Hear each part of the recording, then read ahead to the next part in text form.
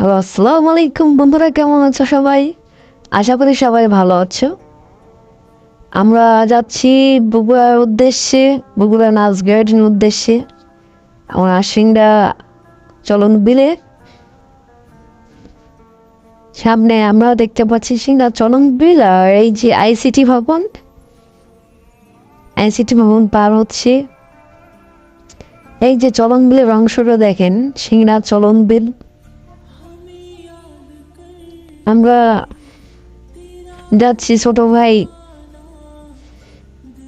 ইয়ামিন আছে, সে ড্রাইভ করতেছে গাড়ি। যাতে যাতে আমরা অনেক দূরে চলে আসছি, চট্টগ্রাম পার হয়ে চলে আসলাম।